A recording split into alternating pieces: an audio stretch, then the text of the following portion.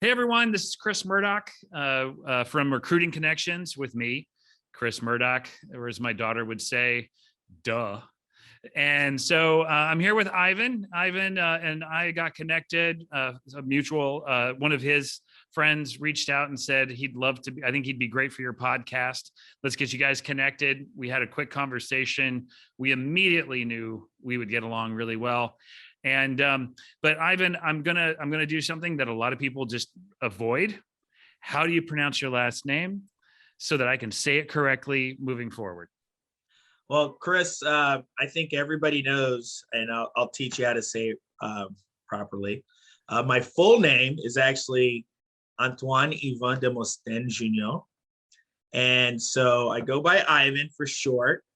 And Demosthenes is actually Demosthenes, which is a historical Greek name, pronounced in French, Demosthenes. Demosthenes. Yes.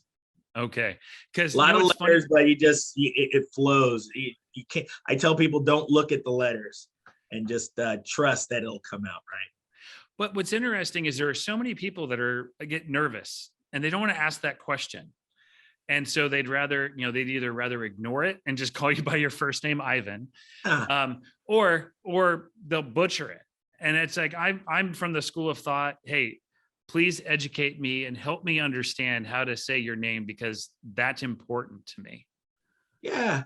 Chris, I actually look at it in a little different way. I think people, for the most part, try to be considerate. And I see that when they try to enunciate every letter. So Demosthenes, right? And they're enunciating every letter, and they usually don't do it quickly. So I think there's a little bit of confidence that comes out when people are confident enough to ask. Rather than trying to offend or being misjudged, having miscommunication, they ask. But I do sense that there's a lot of consideration that people really want to try to come off and pronounce your name the right way without looking a certain way. So I take it somewhere in the middle. It comes down to that making that connection. People love to hear their name and they want to hear it right. And they want to hear it said, like I took the time. There are even YouTube videos that actually you can type in, so how do you pronounce this name? And there's actually YouTube videos out there that will help you learn how to pronounce them ahead of time. Oh, cool. I'll check that out. I didn't just want to be a podcast about recruiting or sourcing or tech or APIs or whatever. I wanted to have this be a broad conversation about the value of connections. So word association, we'll just jump right into it. When it comes to your practice and what you do, how important are connections or connecting? What does it mean to you in your day-to-day with you and your clients? Yeah. So I think it's important to know who I am and where I come from when I answer that. So you could tell by the name, I'm an immigrant. I was born in Haiti. My parents came here when I was young, moved to New York. Parents hardworking. My father's a physician. He still practices today, and he's 81 years old. And went to school, thought I was going to go into the family business, and got myself into sales. And so as a salesperson, you see activity, you try to model yourself after different methodologies, try to improve yourself. There's always ways to improve sales. And one of the things I realized about me is I am who I am. And authenticity is something that people sense on whether you're in person or over the phone. And I learned that relatively quickly, thank goodness. Because when you're trying hard, it's great. But if you change too much of yourself, that lack of authenticity may come off or may be received by the other person as maybe some type of gray area or not being truthful, right? Which you want to make sure as a salesperson, you want them to trust you. So authenticity is very important and important to me. So I try to be myself. And in my practice, I don't try to hide who I am. You and I, we've chatted a couple times now. So, my family and community are important to me. I love to story tell. Any opportunity to connect with people, to share a story or connect through a story. All those things on a personal level, but I do maintain, or I hope I do most of the time, maintain a professional decorum when I'm doing those things. So all those things, I don't try to be over the top with my professionalism. I try to be myself, the polite, wonderful, pleasantly persistent Yvan that you and others love. We have being authentic is one of our core principles here. And we emphasize it over and over again. Be yourself. Don't be salesy. We've built our entire business off of referrals, word of mouth, and just our overall reputation. We don't have salespeople. Even going back to when I first, started in recruiting, my uncle said, "You're not a salesperson." I said, "But I'm a relationship person." People know who I am very quickly. I wear my emotions on my sleeve. People know who I am, what I'm about, right from the very beginning. And that's one of the reasons why it's one of our core principles, because we want our team to be authentic. We want them to be themselves. We want them to, bring themselves to the role. In this generation, there is actually a hard delineate. It's hard to delineate between, with these millennials and Gen Z. It's really hard for them to separate their personal from their professional. I don't know if you've noticed this, but we've seen it. There's a lot of bleed over onto either side. Yeah. And so helping to set those boundaries and making sure people have a good work-life balance and that's so important to what we have to do as leaders here. Yeah. Well, Chris, you sound like you were raised by good people, and you've been with great organizations, because being Haitian, there's no gray line. It's all work. It's always work. Well, I come from farm folk on both sides of my family. Oh, cool. So yeah, work hard. And it's very, but the thing is, I bring myself to everything I do. And that's just the way that I make my connections. So walk me through your practice and kind of what you do. And let's, in regards to like how you can help companies make connections and people. We just completed our 4th year after 2021. Congrats. So yeah, so a big deal for us. It goes without saying, people told me not to start a business before a pandemic, but I didn't listen to them. I did it anyway. And so that brought some challenges through some loops at us, but we were able to overcome. And one of the things that I sensed when we began the pandemic is, hey, if we could keep this going, because we had a couple of pretty good opportunities that we thought were going to change the world, quite frankly. They, just connecting with some big brands that were very recognizable internationally. But I thought to myself, hey, if we can keep this groove in the midst of this pandemic, we don't know if it's going to last a month. We don't know if it's going to last a year. But I think if we are able to prove ourselves in the midst of this, then when we come out, it's going to be fireworks. So what's the name of your business and what's the practice? HamiltonDemo is our firm, and we provide executive and professional search and placement for our clients. And that also includes any recruitment projects that we can do. As a matter of fact, we've done everything from providing a block of hours for clients to help them with their talent acquisition and interviewing, to working out full cycle projects to organizations that may have new locations opening up, needs for a hiring campaign for salespeople, and more. And is there a specific niche or focus or benefit that you kind of differentiates you from the rest of us dirty rotten recruiters? So actually, Chris, I started about 20 years ago, and I thought that my experience in relationships with enterprise organizations, I had some pretty strong relationships with the who's who of Fortune 500, and it started off that way, but then it kind of shifted more to the small and medium-sized companies. Those companies that are anywhere from 5 employees to 1,000 employees, and some of them are startups, and 5, 10 years, 10 years old, newer companies.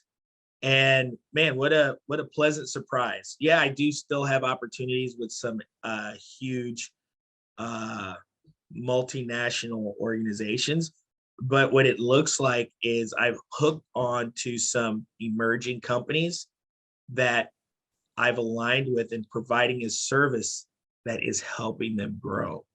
So I've got one company that is a clean room construction company, and they look like they're going to multiply their growth or multiply their size by, gosh, 4 or 5 times here in the next few years, just by the fact that I was able to place a candidate that impacted their organization immediately, and started driving more than $500 million of potential bids their way, which is huge. They're a $50 million company, and overnight they've got the potential to become over $500 million. And the thing is, when you can connect a client with a candidate and they immediately see the ROI, that is one of the most gratifying feelings in recruiting. When Yes. you get the teams together and you look and you see that they're still there 5 years later, and the company has grown 25, 35, 40% year over year, and that that you helped make the connection that impacted a business, and you're like, maybe I should have bought stock. But but that's Well, it's such a gratifying don't worry, feeling. I'm thinking that already. They're not a public company yet, but trust me, I've got my eye on them. And Chris, I'll even share with you along those lines. I placed someone 3 years ago, and the experience there was so good for him. He actually put in his 2 weeks last week, and he called me to thank me, because he said without that experience, he would not have gotten this new opportunity, which is a phenomenal opportunity that is a bigger role. And he's actually going to be responsible for running most of the company. So it's definitely more pay, more responsibility, and just a bigger upside to everything. And he pretty much told me as soon as he gets in there, the first chance he gets, he's bringing me in to fill some roles. So I'm like, hey, things work out. So you're right. When you can connect those parties and make everybody happy and really meet a need, they remember that, and they'll always come back to you. And it's the personal connection. Yes. I've got your best interest in mind. I'm not doing this just for a commission. I'm not doing this just for my fee or what have you. I'm doing this because I actually care about making sure the right person gets into the right role. And when you have build those types of relationships, I've even built relationships with candidates I've been unable to place, because in the way that I recruit, my daughter was in a wedding of a candidate in Belgium. So we actually this is a candidate who had he reconnected with his high school sweetheart, he lived here, she lived over in Belgium. He went back to Belgium and to be with her, and they were getting married. And we happened to be going there to Paris. And so we actually took a train. This is a guy I tried to recruit into Yahoo, but just wasn't able to get him to get the deal done. it wasn't necessarily the right fit or what have you, whatever happened. But I had made such a connection with this guy that, on a personal level, that like, I call him my brother.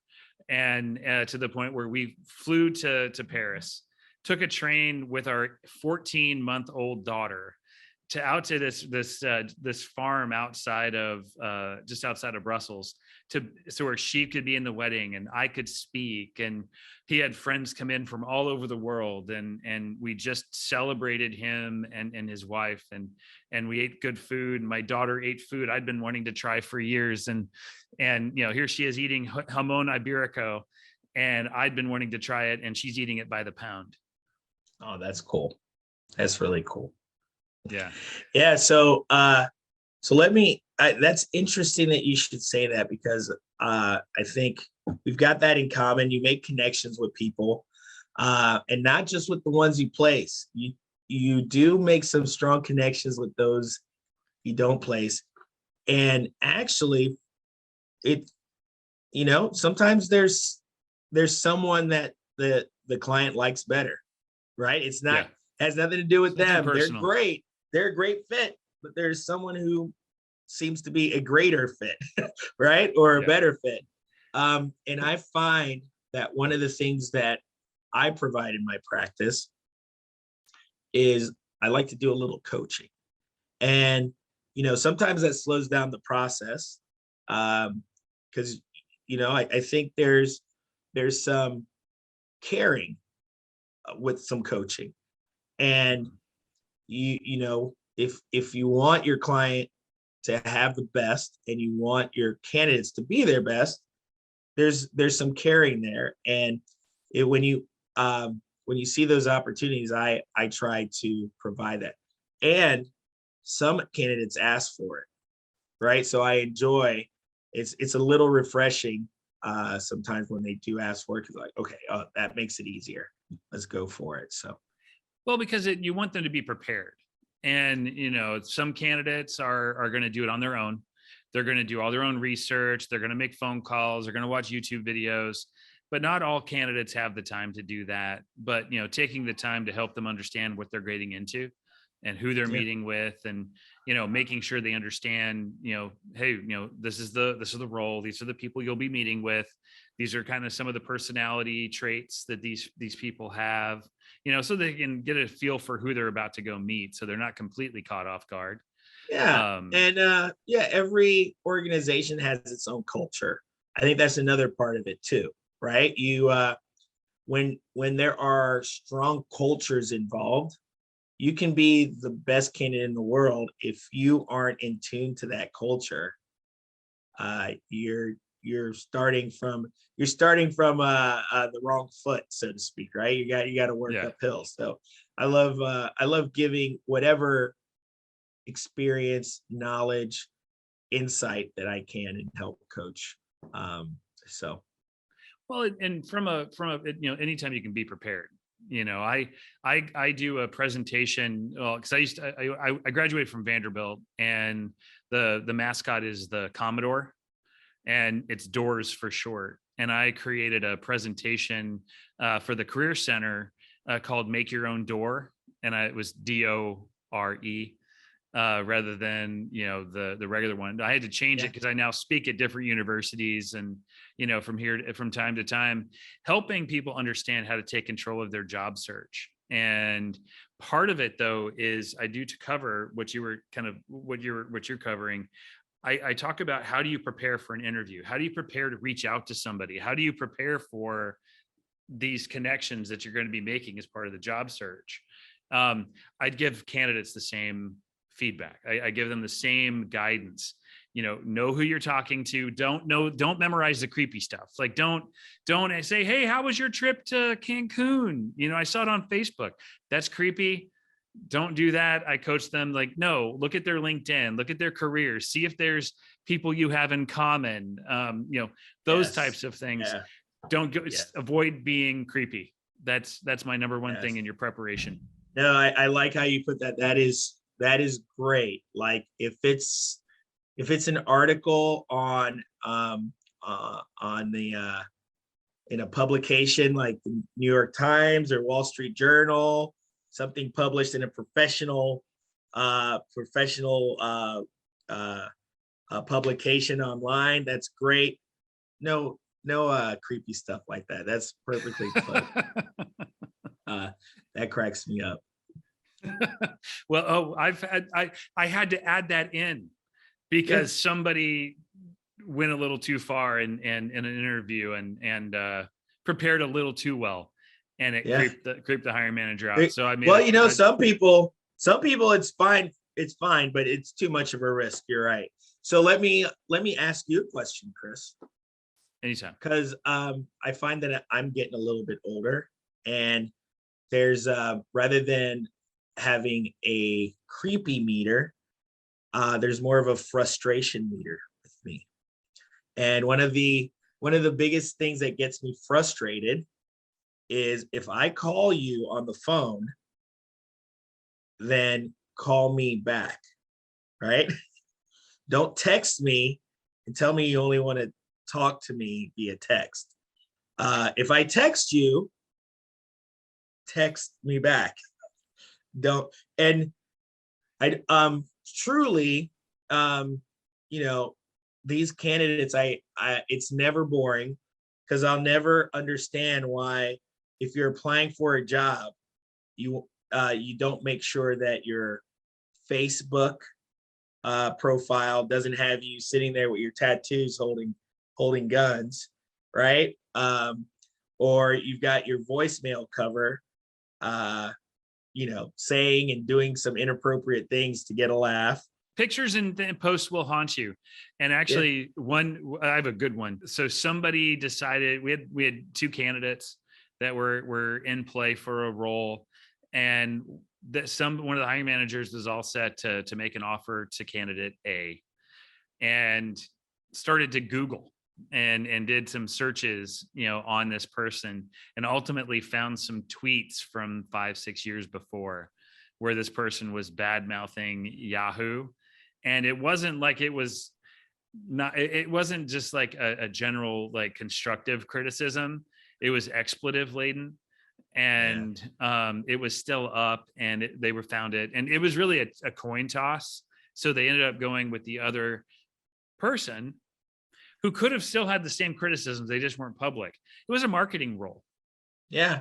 It was a marketing role, and your job's, they should have, the person should have known they're going to get Googled and to see what they put out into the world. Oh yeah. And how are you going to handle that? And I'm going to go to something where it's something I did.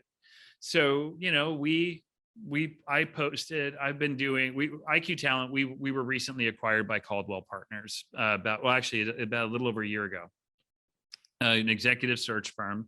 And that's a world where we really wanted to play. And we wanted to do more executive searches. We started off as exec search doing full fee. We moved to the billable hours. It never really took off. Like, we just didn't have the name. We didn't have that. But I had posted an article where I called into question executive search firms. And I was called on the carpet during the intro when we were introduced to the partners, and I was asked a very difficult question about that quote. And I said, well, at the time, I was out there trying to build our practice. And then I said, but here's what we learned. I learned that you need to have the cachet. You have an executive search, that cachet helps. And if you're at a big firm that's well known, we were trying to compete with you. And so I said these things, but at the time I meant them. But the proof is our practice never got built up. Yeah. We still do executive searches, but it's typically at the director level. That's what we, kind of where we play. Well, Chris, I had to acknowledge what I said. Oh yeah. I think you said the magic word there that I think any executive or leader can understand. The word learn, I'm always learning. I'm still learning stuff, right? And if you could say that and show how you learned and how it improved your outlook and improved who you are and what you do, I think it actually may have even benefited you. But to your point, you probably wish at that moment, you probably wish you could have taken that back, right? Well, in that very moment, like that, I got the warm fuzzies on the back of my neck, you know, but I answered it. Answered it honestly. And, the relationship with Caldwell has been incredibly solid the whole time. Cool. And I think they appreciated that I answered honestly, openly, and acknowledged what was said. And I didn't dance around it. I didn't avoid the topic. I didn't try to change the subject. But I tell my team all the time, like, hey, if I do something wrong, if I say something that I can do better, tell me, call me on it. Pull me aside, tell me in front of however you are most comfortable. Tell me. And this is where it's like, sometimes I get the text, sometimes I get an email, sometimes I get a phone call, sometimes it's a conversation, but I'm always open to learning how I can do something better and be better. Yeah. Yeah. It helps a lot. It does. It does. Hey, and that's a sign they still care about you. You'll start worrying when the texts and the emails and the phone calls stop. Stop. Right? Well, you were talking about the frustration about people calling. So yesterday, I'm trying to get a hold of somebody. I called a person and they texted. And then, but it's like, okay. And I tried calling that person back and they're like, and they text again. And then they said, oh, I can't talk. I'm in an Uber. One of the things that's really like baffling to me is if if you call somebody out of the blue that doesn't know if they're, that's different. But if they have expressed interest, or you had someone ask them and they know that you're calling, that's something totally different. And as a recruiter, I choose my approach as part of the process, right? So I know, hey, this company is a younger company, and in their organizational culture, they interact and do better this way, right? So let me start that. And yeah, it's so frustrating. So if I call, there's a reason why I'm calling. And if I text, if I email, there's a reason why I'm emailing, right? Yeah. All those things. So that frustration level. And I mentioned email too. My favorite, it's an oldie but goodie. Let's see if this makes you laugh. The old school emails where it has like something inappropriate in the email address and they still put that on their resume. You have to advise them, come on, let's change it. Yeah. It still happens. I don't know why I can just never get the job I really want. I'm always ended up in these jobs that aren't quite the jobs that I'm like, I wonder why you still use that same email. Let's change that. Yeah. Yeah. Yeah. I've actually had somebody that was born in 1969 that had their birth year in their email. And it wasn't, he wasn't getting responses. And I said, I think you should change your email. He's like, I've had that email, from the very beginning of Gmail. And I'm like, yeah, but I know that's your birth year. And I'm dancing around it. You're just bringing a whole bunch of unneeded scrutiny and potential discrimination on yourself. Yeah. And it's not because it's your birth year. And it's not because it's your birth year. And it was, And when he kept asking, like, I don't know what you're talking about. And once I explained, I mean, it was instantaneous. New email. He was apologizing to friends and family. He thanked me because he didn't understand. Like, he just didn't understand. And I'm not about to explain. So if you don't know what I'm talking about and why I'm dancing around that, you can message me through LinkedIn and mail. I'll explain it there. That you might be inundated with messages now. Maybe.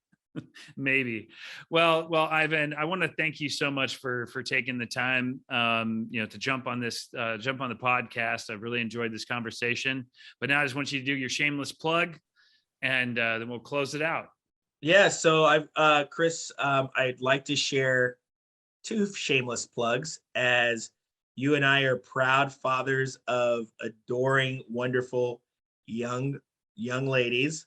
My daughter's 11, your daughter's 8. So This is out to them for being so wonderful and supporting their fathers. And your listeners and viewers can find me at HamiltonDemo.com. Again, that's HamiltonDemo.com. My phone number is 513-257-9683. And you can find my phone number and email on the website as well. And happy to chat about any opportunities, or if you just have questions, I appreciate and embrace that as well. Or they can just text you.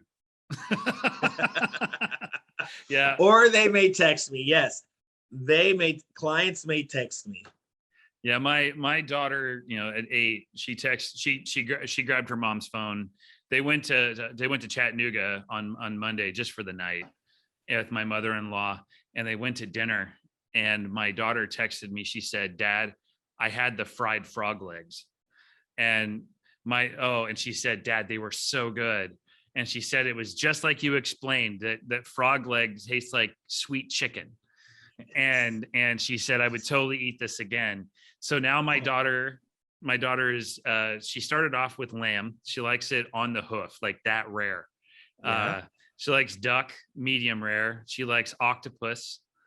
She's had raw oysters. As long as they're from the Pacific and they're small and sweet, she loves them. So like Kumamoto's. Kumamoto's, yeah. I prefer Pacific northeastern U.S. northwestern U.S. Oysters too. Those Kumamoto's, amazing. I know, those are her favorite. And so when I told her I used to live in Seattle and they were only $1 a piece, because they don't have to travel. They're coming right out of the water and to your plate. And they were, at the time in the early 2000s, they were only $1. But she's my little culinary adventurer. Nice. Well, that's awesome. It puts a smile on my face. So again, behind every great dad, there's a great daughter behind him. So kudos. Or as I like to put it, every great daughter's got a great dad. Well, them. That's what I meant. Especially with the only child. Yeah, it's definitely that way. But thank you so much, Yvan, for jumping on. I've enjoyed this conversation. I look forward to many, many more.